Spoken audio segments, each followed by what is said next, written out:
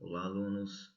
Nós vamos nesse vídeo tratar aí do movimento operário e sindical, né? Então, dentro dos movimentos sociais contemporâneos, vamos nos concentrar aí nesse movimento e na importância da participação da população nesses movimentos, né? O movimento operário e sindical, por conta das lutas, né, por direitos sociais, principalmente, que se dão nesses movimentos, né? Então, aqui algumas fotos já para mostrar isso. Aqui uma foto da greve de 1917 em São Paulo, é uma das maiores da história do Brasil.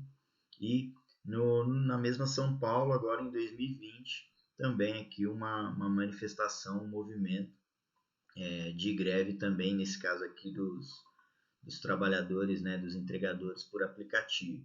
Então, isso mostra aí que é um movimento atuante, né, foi muito atuante na história do Brasil e que lutou por uma série de direitos que foram sendo conquistados e que estão em constante disputa, né? Então, por isso, é importante entender isso para olhar para a importância da participação nisso.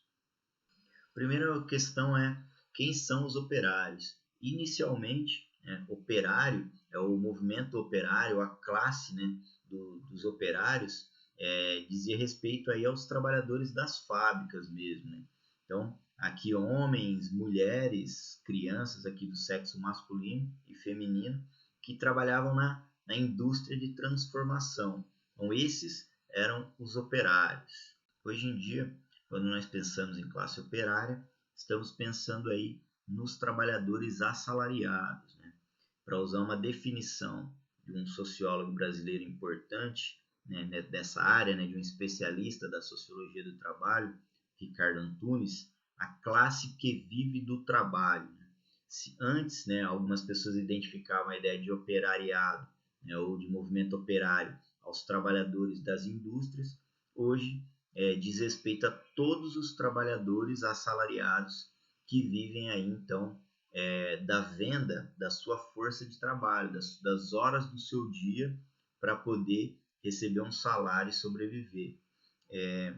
Pode vir à mente de que todas as pessoas vivem do próprio trabalho ou algo assim, mas não é uma realidade.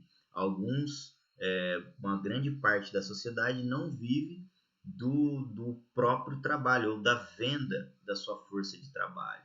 Uma classe social muito importante, né, a classe dos capitalistas, dos patrões, donos das grandes empresas, eles não vivem, né, do próprio trabalho ou da venda das horas do seu trabalho. Na verdade, eles vivem da compra das horas, né, de outras pessoas para trabalhar para eles, para gerar um lucro, né, que obviamente é muito maior do que a renda de um trabalhador assalariado. Então, quando pensar em classe operária, trata-se de todos esses grupos. Aqui algumas imagens para exemplificar isso, né? Trabalhadores aqui do call center, trabalhadores aqui, entregadores, né, de aplicativo. Aqui temos professores, né? Isso aqui é uma atribuição de aulas, é quando alguns professores vão lá para poder escolher dentre as escolas oferecidas, as aulas oferecidas, as aulas lá que eles vão poder pegar, né, para dar aula o ano todo. E aqui algumas trabalhadoras de lojas, né, de um shopping em Portugal, que nesse caso aqui elas estão fazendo uma manifestação contra a volta ao trabalho no momento que aconteceu lá, né? Então, algumas trabalhadoras que fizeram isso. Então, quando se falar em classe operária hoje, a ideia é dessa classe que vive do trabalho, que depende de vender as horas do dia para poder sobreviver. Dentro da ideia de classe operária e de movimento operário, é importante pensar nos sindicatos, né? Um dos maiores instrumentos dos trabalhadores para poder conquistar melhores condições de renda, de vida, de trabalho, né? Que também, né, pode abrigar os patrões, né? Sindicato é uma organização de defesa de interesses comuns de uma categoria, né, de um grupo de trabalhadores ou de patrões também, né? São os chamados sindicatos patronais, né? Que no caso dos trabalhadores, a ideia é estudar e lutar por leis melhores, né? Leis que protejam melhor os trabalhadores, por melhor divisão dos ganhos, né? Dos resultados que a empresa oferece, né? Para que os trabalhadores tenham uma renda melhor e coisas desse tipo. Então, é um grupo, é uma associação para lutar pelos interesses setoriais da categoria. Aqui o exemplo de uma manifestação de trabalhadores aqui, né, de metalúrgicos, né, do sindicato dos metalúrgicos. Aqui um símbolo, né, de um sindicato dos professores do estado de São Paulo, né, a POSP, que, por exemplo, fez manifestações no sentido de não voltarem às aulas, né, por entender que ainda não é algo seguro, né, no momento. Aqui uma bandeira, né, de uma central sindical, né, a CUT, que é o que? Uma associação de vários sindicatos para ter uma força maior, vamos dizer assim, para poder lutar por coisas comuns a todos esses trabalhadores, né? Como, por exemplo, quando surge a ideia de reforma da Previdência no Brasil, vários sindicatos, centrais sindicais de trabalhadores, atuaram e tentaram se manifestar no sentido de que não houvesse essa reforma, né? Acabaram derrotados no sentido de que a reforma passou, mas é um exemplo das lutas, né, que os sindicatos aí, que essas organizações fazem. Nesse caso aqui, é uma foto de uma manifestação de trabalhadores de aplicativo que ainda não tem sindicato, uma discussão, né, para criar um sindicato para a categoria, porque no Brasil essa profissão, né, não é regulamentada. Eles vivem numa situação que o Ricardo Antunes chamaria de trabalho precário, que eles não são trabalhadores com carteira assinada, mas eles também não são empreendedores ou autônomos, como muito se diz, né? Porque eles não detêm o controle total sobre o trabalho deles, né? Então, há uma discussão de como tratar essa questão, e aí tem grupos querendo, enfim, discutindo para fazer um sindicato desses trabalhadores para lutar por coisas do tipo, imagine que um entregador está entregando lá uma mercadoria qualquer que seja e se acidenta, né? E, enfim, fica meses sem poder trabalhar. Como que fica essa situação? Ele não sendo um trabalhador assalariado, ele não tem uma série de garantias, né? Ele pode, como autônomo, pagar por fora, né? Enfim, pagar lá para ter as garantias, né? Mas, enfim, existe toda uma situação de regulamentação, né? Em torno disso que vem sendo discutida. Para entender a existência do movimento operário e sindical e a sua importância, é preciso olhar para a condição de vida dos trabalhadores, né? É isso que faz surgir, né, o movimento operário e sindical, né? Essa é a razão de ser do movimento operário e sindical. É importante olhar para isso, um pouco fazer uma análise aí histórica, comparando, né, o passado com o que nós temos hoje, para ver o que eles reivindicavam antes, o que eles conquistaram, quais são as reivindicações atuais, né, dentro de um contexto atual, e assim entender, né, a importância deles, né, e desses movimentos e da participação nesses movimentos. Então, o trabalhador, tal como nós entendemos hoje, assalariado, livre, ele se tornou, passou a se tornar a principal classe social, o principal grupo na sociedade a partir aí do século XIX. Né? No século XVIII, na segunda metade lá nós tivemos a Revolução Industrial na Inglaterra, começam as primeiras indústrias, então começa um processo de que não é mais o campo a fonte da maior parte do trabalho que existe e da geração de riqueza, passam a ser as fábricas, né? Esse processo vai, enfim, começa na Inglaterra no século XVIII, mas é lá no século XIX que ele vai para a Europa toda, enfim, e vai continuando se desenvolver, né, até hoje.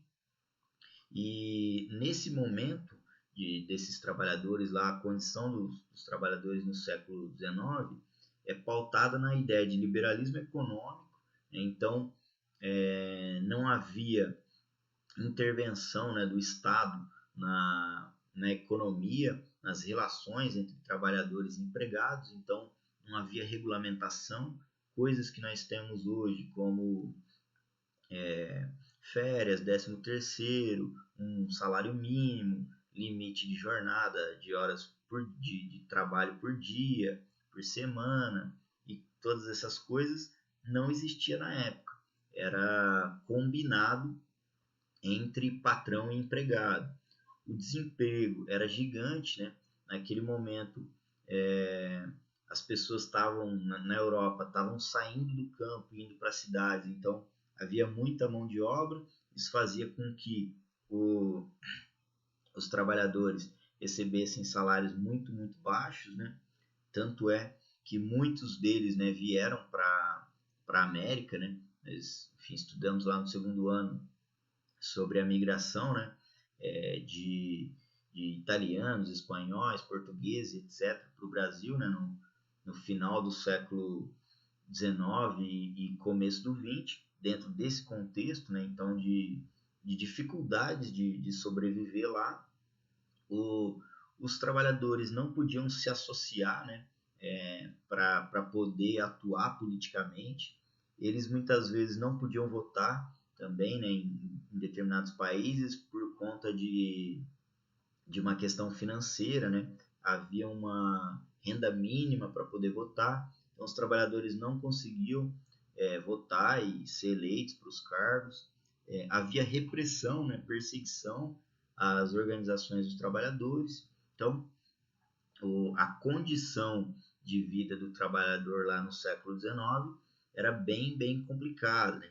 Aqui tem um livro, né, de um sociólogo importante, que daqui a pouquinho a gente vai falar novamente dele, que tratava justamente da ideia da situação da classe trabalhadora na Inglaterra, né, da pobreza, da miséria que viviam os trabalhadores ingleses. Aqui uma foto para dar uma ideia, né, ilustrar. Olha o tamanho dessa menina, né, tão jovem e trabalhando aqui numa fábrica e sem proteção nenhuma, né, e enfim, e dentro desse contexto, se ela perde o braço, se ela se machuca ou qualquer coisa do tipo, ela não tem direito, vamos dizer assim, a uma indenização, a ficar em casa até se recuperar, se for o caso, ou qualquer coisa do tipo. Então, a condição dos operários no século XIX é dramática nesse sentido, né? A expectativa de vida de um trabalhador assalariado, livre inglês lá, era menor do que um escravo no Brasil, né?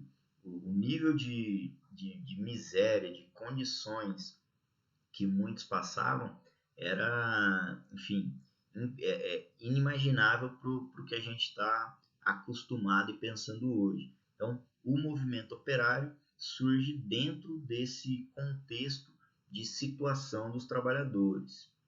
O movimento operário surgiu na Inglaterra, né? Até o século XIX era o país capitalista mais desenvolvido, né? Que concentrava mais a indústria, né? Foi onde surgiram as primeiras indústrias e onde se desenvolveu mais rapidamente. Surgiu justamente como resposta às péssimas condições dos trabalhadores, né? Trabalhando longas jornadas, baixos salários, sem segurança, não tendo aposentadoria, férias, descanso, nada desse tipo de coisa, né? Então, isso fez com que os trabalhadores aí se organizassem e criassem, né, um movimento de luta por direitos, né, para os trabalhadores, né? O primeiro movimento conhecido lá, o ludismo, era um movimento que destruía máquinas, né? Para nós pode parecer estranho, né? Até meio ingênua a ideia de destruir máquina, mas era aquilo que estava substituindo os trabalhadores e eles viam a inserção das máquinas como o que gerava o desemprego e que fazia com que os salários pudessem ser cada vez mais baixos e etc. Outra coisa que é importante é que os trabalhadores é, não podiam se associar e se manifestar de outras formas. Então, a forma como eles encontraram para se revoltar contra a situação que eles estavam vivendo foi ir contra as máquinas, né? Destruir de alguma forma para poder ter o direito lá ao trabalho e, enfim, e viver melhor com isso. Então, aqui algumas imagens representando essa ideia. Um segundo movimento operário inglês importante foi o cartismo, né? Que se organizava aí a partir de comícios, de abaixo-assinados e manifestações, lutando, né, pelo interesse, né, dos trabalhadores, por melhores condições para os trabalhadores. Né? Dentre algumas coisas que eles reivindicavam aí, estavam alguns direitos políticos que eles entendiam como importantes para que os trabalhadores tivessem representação no parlamento e que assim conseguissem melhores condições para o grupo todo, né, para a classe operária em geral. Eles lutavam lá então pelo sufrágio universal masculino, ou seja, o voto para todos os homens, né? Isso aqui é contra a ideia de que tinha que ter uma renda mínima, né? Que é o que acontecia muitas vezes, e isso excluía os trabalhadores. Então, só as pessoas das classes mais altas, né, conseguiam votar e também podiam ser eleitos. Isso fazia com que só grupos das classes sociais mais altas participassem do parlamento e das decisões, né? Eles pediam lá o voto secreto, muito para que os patrões, né, não pressionassem os trabalhadores a votar em uma ou outra pessoa, né? Pediam igualdade de direitos para poder também ser eleitos, pediam que os trabalhadores tivessem representação no parlamento, né? Então fizessem parte da casa onde se faz as leis, né? Para poder atuar fazendo leis para favorecer, né, a classe operária, e reivindicavam também que os parlamentares fossem remunerados. Para nós do Brasil pode ser muito estranho pela ideia de que no Brasil os políticos ganham muito, né, e que muitas vezes muita gente defende a ideia de que não deveria ganhar muito pouco ou não deveria ganhar nada. Nesse contexto aqui era importante e, em certo sentido, ganhar, ser remunerado, não uma remuneração, vamos dizer assim, exorbitante, mas uma remuneração normal é importante para que os mais pobres também possam participar da política como cargos eleitos. Né? Se os políticos não recebessem nenhum salário, as pessoas mais pobres não poderiam abrir mão do seu trabalho muitas vezes para poder se dedicar a isso. E acabaria que quem ficaria com esses cargos seriam as pessoas que não precisariam disso, né? De viver lá do próprio salário. Né? Então, era uma coisa importante para o momento e, em certo sentido, ainda é. Né? Esse movimento perdeu força quando surgiram os sindicatos, né, que começaram então a organizar os trabalhadores por setores e a negociar com patrões e a fazer pressão no parlamento e etc., em prol dos trabalhadores aí de cada setor. Dentro desse contexto, além dos trabalhadores olhando para essas questões e reivindicando, nós tivemos também pensadores, muitos vindo das classes mais altas, né, sendo partes aí da nobreza ou da burguesia, que também passaram a, de alguma forma, lutar, né, seja através das ideias, ou mesmo alguns aqui colocando em prática nas suas próprias indústrias, por uma melhor distribuição da riqueza. Né? Então são os chamados aí socialistas utópicos. Né? Tem aqui o Owen, Fourier e Saint-Simon. São pensadores que, vendo que o capitalismo lá, né, no seu início na Inglaterra, na França, enfim, primeiro na Europa, Estados Unidos, estava levando há muita desigualdade, que de alguma forma deveria haver uma melhor redistribuição da renda, né? Os donos das empresas, né, no caso os capitalistas, deveriam oferecer uma remuneração melhor, mais igual para os trabalhadores. Daqui então surge a ideia de socialismo, de uma organização, né, social em que aquele conjunto de trabalhadores divide os lucros, né, gerados a partir da empresa, né, que não é uma pessoa dona e que, enfim, oferece lá salários, né, que há uma divisão e que seria uma divisão mais igualitária. Então esses aí são os primeiros pensadores a pensar em socialismo, né, a falar em socialismo, que é um movimento, né, uma ideologia política que teve muita importância no movimento dos trabalhadores e que ainda tem. Dentro do movimento operário surgiu o chamado socialismo científico, né? Pensadores aqui alemães, né, que não eram também oriundos das classes mais pobres, né? O Engels era filho de industrial e teve indústria também, né? O Marx era de classe média, né? Foi casado inclusive com uma mulher da nobreza, né? Foram pensadores aí que assumiram o ponto de vista dos trabalhadores e que militaram durante a vida toda aí em organizações de trabalhadores, né? Inicialmente lá numa chamada Liga dos Justos, que se tornou Liga dos Comunistas, que foi, né, onde eles escreveram um livro que é muito, enfim, um manifesto, né, que é muito famoso e que teve uma influência política muito forte, né, o chamado Manifesto do Partido Comunista.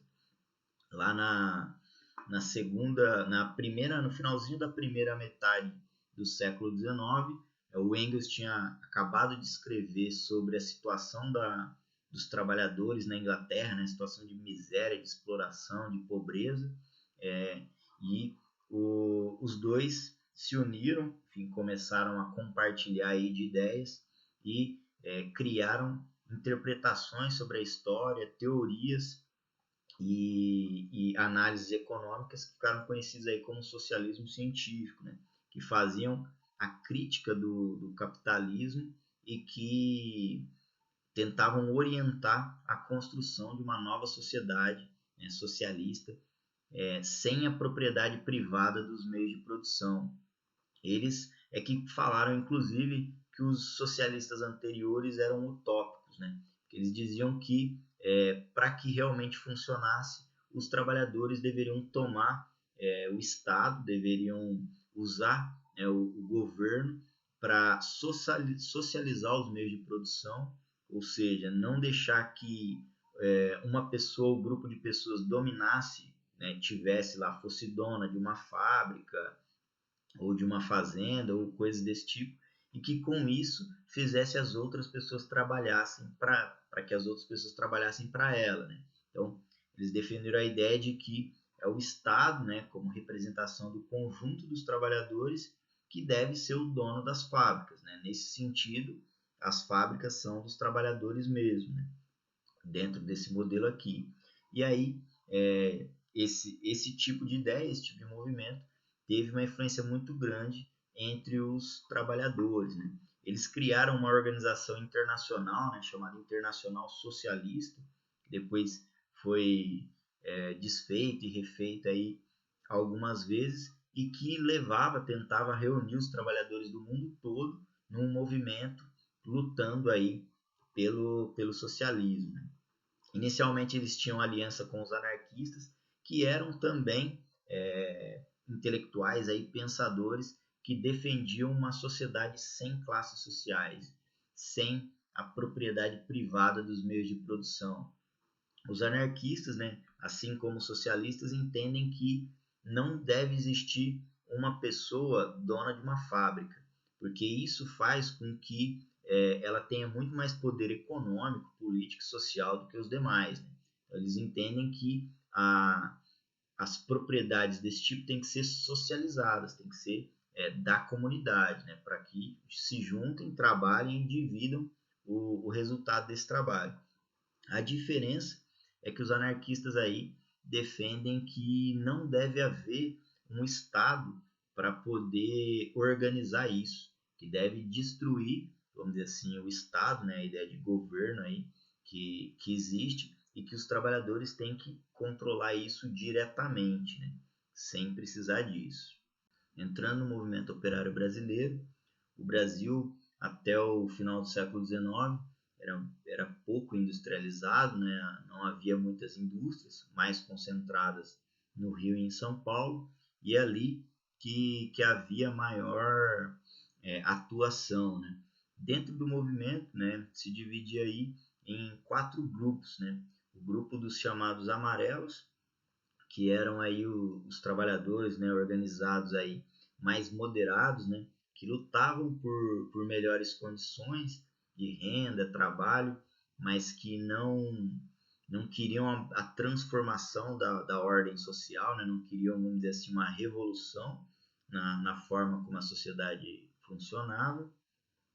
Nós tínhamos os anarquistas, que eram os mais radicais, que lutavam para derrubada do Estado, né? Enfim, o fim do governo e para socialização das fábricas. Né? Então, eles defendiam que as fábricas não deveriam ter donos, de que deveriam ser propriedades coletivas dos trabalhadores, né? Deveriam se organizar para trabalhar e dividir o resultado desses trabalhos, né? E não ter lá um dono e a venda pelo lucro e etc. Havia aí os comunistas, que também defendiam uma sociedade sem Estado e sem classes sociais, né? Sem a propriedade privada dos meios de produção, ou seja, eles defendiam um modelo de sociedade muito parecido com o dos anarquistas. A diferença é que, para eles, os trabalhadores deveriam fazer uma revolução, né, imediata, tomar o Estado e, para aos poucos, né, ao longo do tempo, fazer essa transição para uma sociedade aí sem Estado e sem propriedade privada dos meios de produção. A diferença aí de comunistas e anarquistas é que os comunistas queriam tomar o Estado para usar ele para poder acabar com a propriedade privada das fábricas e com as classes sociais, para depois o próprio Estado acabar. Já os socialistas defendiam mudanças, né, na sociedade estruturais, muitas vezes rumando ao comunismo, né, outros não, acreditavam que o próprio Estado controlando a produção seria o modelo o modelo ideal, vamos dizer assim. Defendiam lá, só que eles defendiam que isso fosse feito através de uma política institucional, né? Então, através da conquista aí do Estado, enfim, de poder participar das eleições, ganhar as eleições e ir transformando sem nenhuma revolução, vamos dizer assim. Tendo por base a história, na República Velha, de 1889 a 1930, praticamente o surgimento do movimento operário organizado, né, e das lutas e das conquistas aí desse movimento. Era um contexto de liberalismo econômico, né, em que os patrões que regulamentavam a forma como iria ser os salários, o trabalho, jornada e etc. Ofereciam as condições que quisessem aos trabalhadores, né? Não havia regulamentação no sentido de jornada de trabalho, de jornada semanal, de férias, 13º, de seguro-desemprego, de aposentadoria, de indenização por acidente de trabalho ou qualquer coisa desse tipo. Né? Não havia nenhum tipo de mecanismo, né? Ou não haviam mecanismos legais aí para regulamentar a relação entre patrões e empregados. Né? E é claro, né, que visando aí obter os maiores lucros, enfim, a tendência aos salários serem os menores possíveis, as condições de segurança serem colocadas num segundo plano, né, por conta disso, né, sem essa regulamentação. havia proibição de associação dos trabalhadores, né? Então eles não podiam simplesmente se reunir para falar sobre política ou para querer reivindicar coisas aí do ponto de vista político. As manifestações eram reprimidas, né, pela polícia. O Estado, então, quando havia alguma greve ou algum movimento de trabalhadores, o Estado enviava a polícia para que a polícia dispersasse, né, os manifestantes, né? Então, era, vamos dizer assim, a atuação do Estado, né, nessa relação conflituosa entre patrões e empregados. Os estrangeiros atuavam muito fortemente, né? Italianos, espanhóis, trouxeram de lá enfim, o anarquismo, o socialismo, essas ideologias, né? E tiveram um peso muito grande na organização, né, dos trabalhadores aqui no Brasil nesse início. E já lá no final da década de 20, na realidade, começo da década de 20, já começa a surtir efeitos, né, as lutas aí anteriores, né? E começam a surgir as primeiras regulamentações trabalhistas. Nesse início, regulamentações por áreas, né, setores. Os sindicatos e as organizações dentro de cada setor conseguiam aí pressionando o governo e, enfim, e os empresários conseguiam aí alguns direitos e algumas condições dentro de cada setor, né? É só no segundo momento que essas coisas vão passar a valer para todos os trabalhadores. Aqui alguns símbolos, né? Enfim, aqui o símbolo do anarquismo, né? Que era aí uma ideologia muito importante, né? Nesse momento, né? Aqui retratando a greve de 1917, aqui do socialismo, e a ideia, né, mostrar como esses movimentos são presentes ainda hoje, né? Recentemente surgiu bastante aí uma circulação de símbolos aí da luta antifascista, né? Enfim, manifestações antifascistas, etc. E que nada mais é do que uma associação, né, entre socialistas e anarquistas, né? O símbolo lá do antifascismo é uma bandeira preta, que é a bandeira dos anarquistas, com uma bandeira vermelha, que é uma bandeira dos socialistas aí, comunistas. Então, enfim, é um movimento atuante até hoje. Né? No segundo momento, nós temos a chamada Era Vargas, né? Que é uma era nacional desenvolvimentista, né? Ou que defendia lá o desenvolvimentismo nacionalista. Então, sai enfim, do centro da ideia de liberalismo econômico e o Estado passa a assumir uma função de promotor do desenvolvimento do país, né? O Estado passa a atuar para tentar privilegiar alguns setores, para poder fazer com que o país gere mais riqueza, mais desenvolvimento e etc. Criam-se empresas, né? O Brasil há um estímulo muito grande à industrialização, né? Então há benefícios, né, para a criação de indústrias e etc. Então, nesse contexto, há uma ideia de que o governo tem que tomar atitudes e tomar medidas para que o país se desenvolva economicamente, né, gere cada vez mais riqueza ao longo do tempo. Então, nesse contexto, né, surge lá o Ministério do Trabalho, da Indústria e do Comércio, há uma forte regulamentação, né, das leis trabalhistas, né, muito daquilo que era reivindicado pelos trabalhadores anteriormente, né, por movimentos de trabalhadores anteriormente, relacionado a salário mínimo, a férias, a coisas desse tipo, o Getúlio Vargas coloca em prática, né? Ele acaba fazendo, né, criando, colocando em prática boa parte da legislação que existia, que existe no Brasil aí relacionada ao trabalho. Junto com isso, ele acaba também criando um mecanismo aí para controlar os sindicatos e fazer com que as lutas sindicais se tornem mais amenas, vamos dizer assim. Ele une, né, ele coloca o sindicato sob controle do ministério e faz então com que para fazer greve, manifestações, né, tem que, como se tivesse que pedir uma autorização, né, do governo. Isso faz com que os trabalhadores aí, enfim, os movimentos operários sejam menos radicais, menos revolucionários, né, ao longo do tempo. Então há uma espécie de controle aí.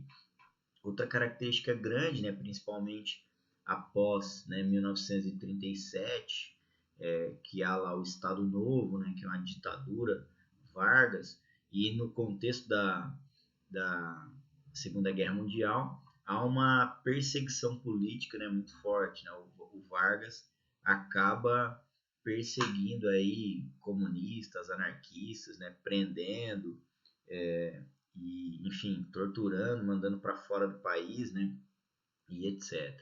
Então, é outra característica aí relacionada a esse tempo. Um outro momento é a era nacional desenvolvimentista, né, que vai de 45 a 64. Do ponto de vista da política econômica, é parecido com Vargas, né, a ideia de que o Estado tem que intervir, né, e tem que dar o caminho, né, para que o país se torne mais rico, né, ao invés de ser um Estado liberal, né, que deixa, vamos dizer assim, o próprio mercado e as empresas atuarem, né, nessa questão. Então é um momento em que se busca isso, né? Se fala muito em tentar modernizar o Brasil, industrializar cada vez mais, né? Surge lá a Brasília, né? Com a construção de Brasília, são trazidos para o Brasil empresas automobilísticas, né? Naquele momento o carro, né?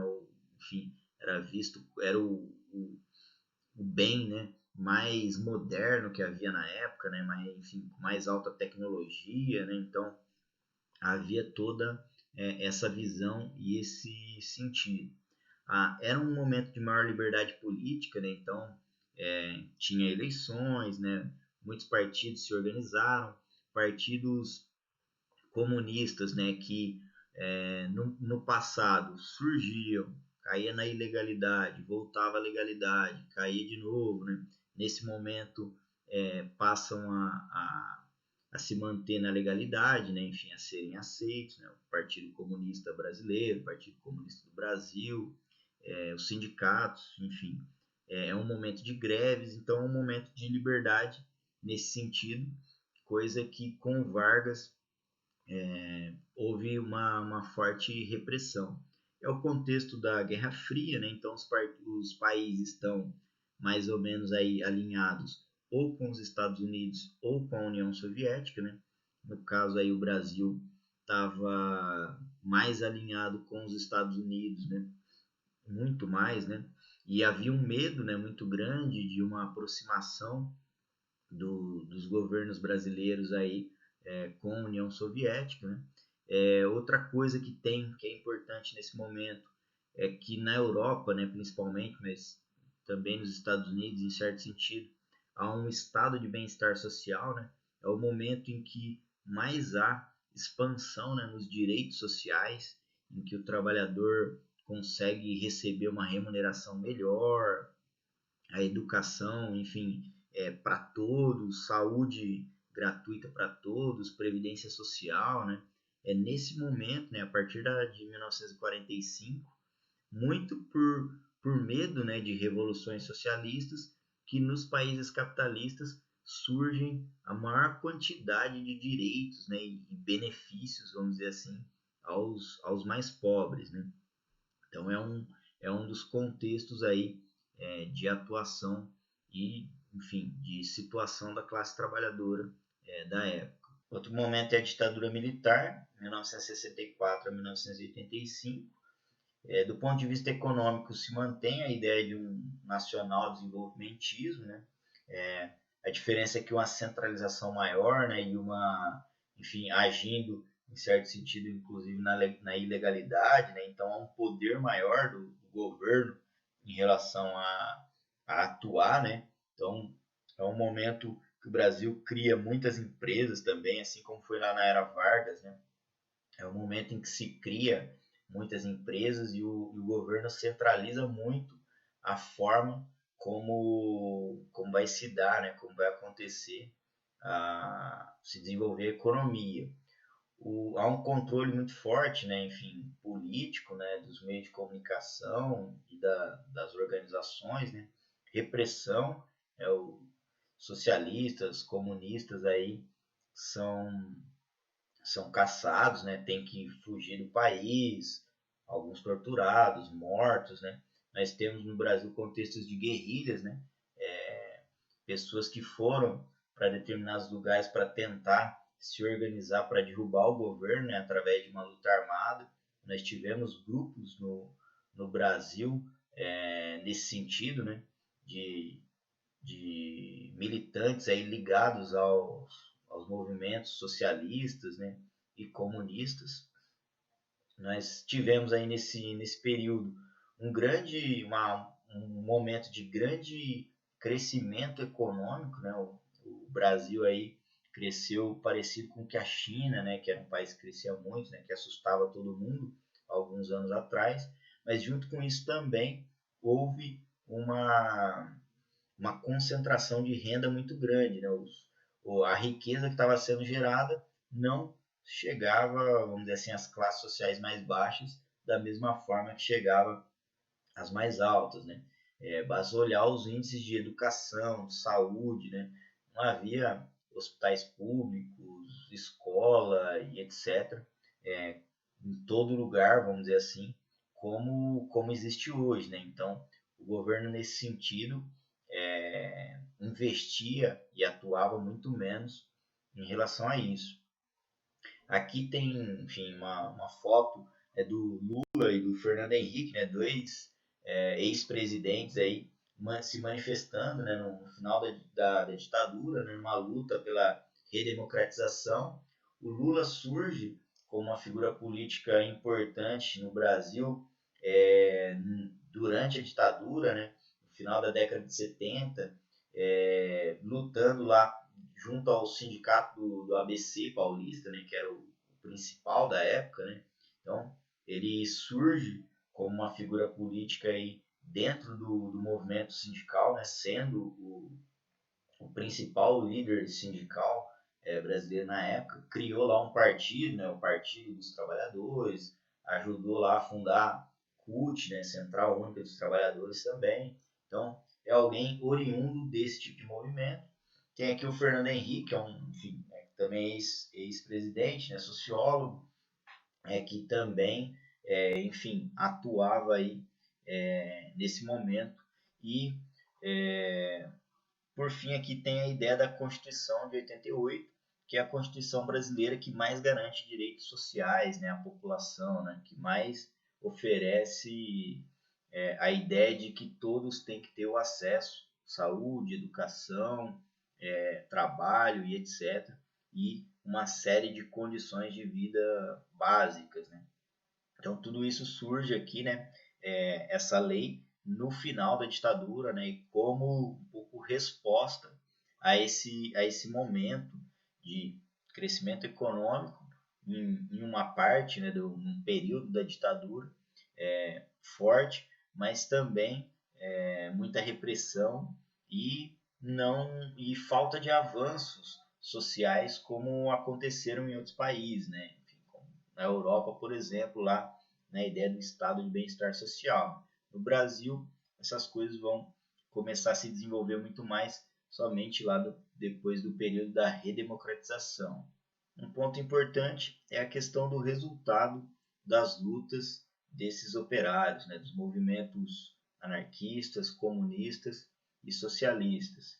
Do ponto de vista de acabar com o capitalismo, de tomar o Estado, né, ou mesmo acabar com o Estado e criar um novo modelo de sociedade, eles não atingiram, né, eles não conseguiram ter sucesso nessa ideia de estabelecer uma nova ordem social, né? No entanto, esses socialistas, comunistas e anarquistas foram importantes na luta para conquistar direitos e condições de vida para os trabalhadores ao longo várias gerações, né, desde que começaram a lutar, né? Nós formos olhar aí os direitos políticos, né, de organização, de greve, de eleições, etc., que eles conquistaram, e os direitos sociais e trabalhistas, né, de horas de jornada de trabalho, de descanso, de férias, de seguridade social, de salário, né, foram muito importantes, né, para todos os trabalhadores aí no século passado e ainda hoje, né? Ainda hoje nós vivemos aí sobre uma legislação que foi construída muito baseada nas reivindicações, né, e nas lutas desses trabalhadores, né? Então, tanto do ponto de vista das leis, né, quanto das condições vividas aí pelos trabalhadores durante esse período, foram resultados aí muito das lutas, né, e das conquistas desses trabalhadores. Então, nesse sentido, foram vitoriosos aí ao mudar a vida aí de todas as gerações que vieram depois, né? Para finalizar, a luta, né, dos trabalhadores aí por melhores condições, né, das organizações dos trabalhadores para fazer com que, né, os trabalhadores, os desempregados e as pessoas que mais precisam fiquem com uma parcela maior da riqueza, né, que tenham aí atendido as necessidades básicas, né, continua, né, em todos os lugares do mundo, constantemente os grupos estão se articulando, se organizando, lutando, né, por se tornar o governo, né, do Estado, da nação, para poder intervir para um lado ou para outro, né, para poder fazer com que o jogo, né, a forma como a economia se desenvolve, possa beneficiar ou um lado ou outro, né?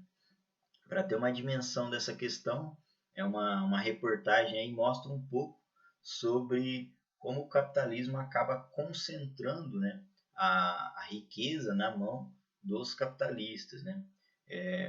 Patrimônio lá dos 8 homens mais ricos do mundo é equivalente ao patrimônio da metade mais pobre. Então, 8 homens têm a mesma riqueza que quase 4 bilhões de pessoas, né?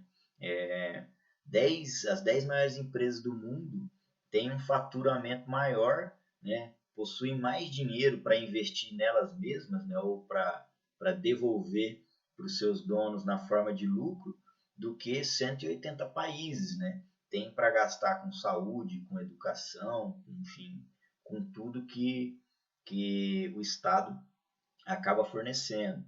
Então, é uma situação que ainda existe, né? Se hoje os trabalhadores, de uma maneira geral, né, enfim, a maioria dos trabalhadores já não sofre, né, as mesmas condições, os mesmos problemas que na época do início do movimento operário, hoje a capacidade de gerar riqueza é muito maior, né, e a possibilidade de ter uma qualidade de vida e de desfrutar, né, de mais lazer, mais saúde, enfim, e de mais conforto é muito maior, né? Além do que ainda há muitos setores, né, muitos trabalhadores no mundo todo com situações muito precárias, né? Então, por isso é importante a atuação desses grupos e é importante que a população esteja, né, nesses movimentos, para que, enfim, possam ajudar a construir uma sociedade mais justa, né? Enfim, que consiga levar mais dignidade, melhores condições para todas as pessoas. Bom, espero que vocês tenham gostado aí e até mais.